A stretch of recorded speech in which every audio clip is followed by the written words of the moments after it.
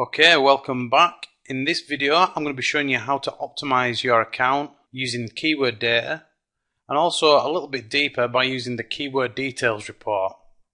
Now as you can see, we're back in the account and we're currently in the keywords tab. And as you can see down here on the left hand side, we have all the keywords, we have all our click data in the middle, and then we have our conversion data towards the end here. So you can see here I've filtered the keywords based in order of conversions that they've received. Now if we look over to the left here to this column which says max CPC, which stands for maximum cost per click, you can see the amount we're bidding on each keyword. You can see that these vary. Now if we just scroll down a little bit, occasionally in this account you'll see there's one that's greyed out like this where it says £2.77. Now this is the default ad group bid.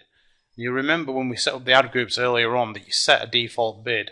So the reason this is still at the default is because keyword itself has only had one conversion, it's quite expensive, so I've not actually decided to raise the bid or lower the bid just yet. So this is still set to the default. And if we look at the one above, where it's at the minute £3.02, if we delete that and save it, that also reverts to the default. So we just add that back. And basically what you can do in the account, based on the conversion data that you have over here in the conversion column, and also the cost per conversion and conversion rate, you can make decisions on how much you can increase or decrease bids over here in the max CPC column. And also if keywords are performing badly, you might want to come over here and entirely pause a keyword by selecting pause next to the keyword. Okay, so we're just going to scroll to the top. So I'll actually try and find a keyword now that maybe wants pausing entirely. So let's just filter by cost. If we scroll down, we can actually see one here. It spent £152.22 and had 0 conversions. Now depending on your desired cost per conversion, this might be at a point where it's just spent too much money and it's not delivered a return. So in that case, we would come over here and we would pause the keyword. And that would be it now. You wouldn't receive any more traffic from that keyword. In this instance, I'm just going to leave this on for now. But this just shows you how you can optimize the account using the existing conversion data in an account, which again goes to show why it's so vitally important that you track as much as you possibly can. If we weren't tracking as many conversion types, we wouldn't have as much data. So the more you can track, the more data you'll have. The more data you have, the better decisions you're going to be able to make. Okay, so that's how you would optimize at the keyword level. Now if you want to go a little bit deeper, we can come up here to the keyword details and we can select all. And what this is going to do is it's going to bring up the actual search terms that you showed up for, which you can see over here on the left hand side.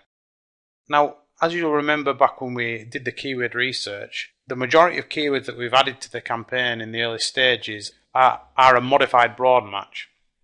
This means that Google's going to trigger your ad for many different variations of that keyword. Basically, any keyword that Google deems closely relevant to your chosen keyword.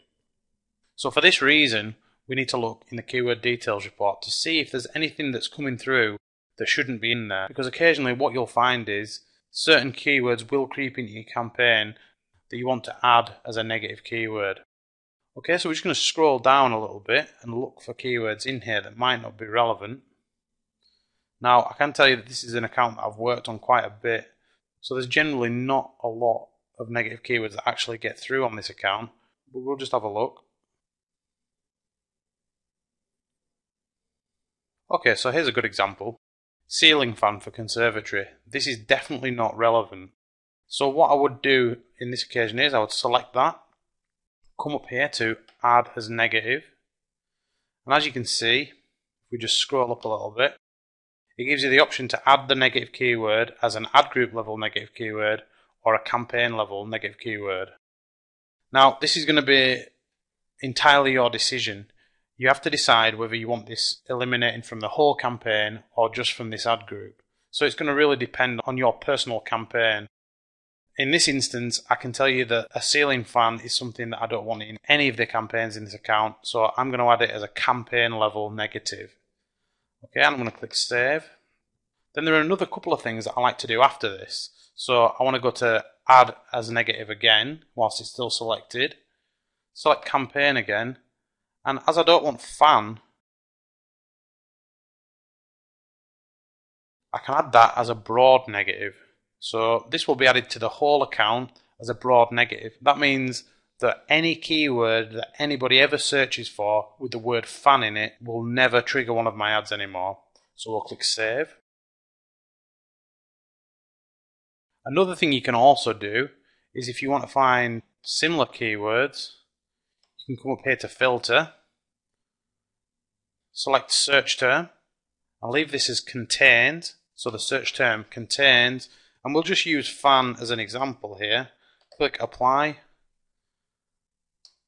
and as you can see there's a number of examples here of search terms that have triggered our ad which have something to do with a ceiling fan in them. Now if we look over here to the cost, that cost us £12.75.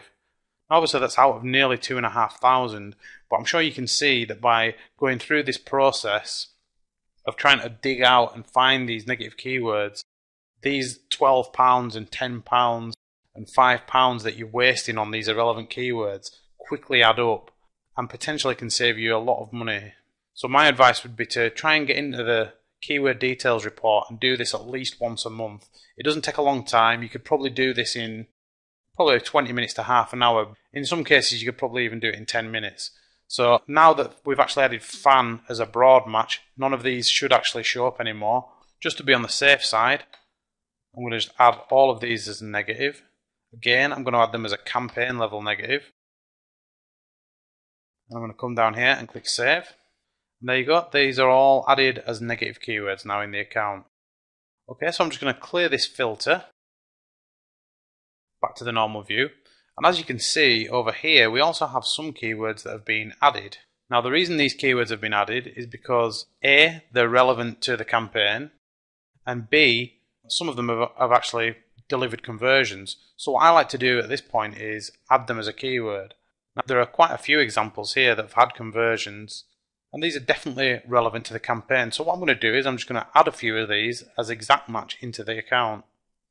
What this will do is it'll add the search term into the exact same ad group as the keyword that generated it.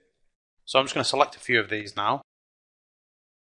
As you can see, these have all had conversions. All the keywords are relevant. So we're just going to add all these in, and I'm just going to come up here to add as keyword. Now what you'll notice here is Google is going to leave these as a broad match by default. This can sometimes be okay to leave, but the one thing that you need to bear in mind when adding keywords as broad matches, it does mean that Google is going to treat this as a broad keyword, so there's a very good chance that there's going to be a lot of irrelevant terms being pulled in. Now this can have both negative and positives. The positive is there's a lot more chance of you finding keywords that you wouldn't already have in the account. The negative is there's going to be more negatives. So, just bear that in mind. One thing that I often like to do at this point is, maybe add it as an exact match or a phrase match. Me personally, I like to add these types of keywords in as an exact match. Okay, so once you've modified them to the match type that you would like to add them as, you can click save here. And there you go, you can see now that all the keywords that we had selected there have all been added into the ad groups. And these are actually keywords in the account now. Okay, so there you go, that's the keyword details report and the keyword section. And these are some of my favorite ways to use the keyword data in the account to optimize your campaigns. I hope you found this useful. I can guarantee you that every single one of these techniques can have a really positive impact if you implement them correctly.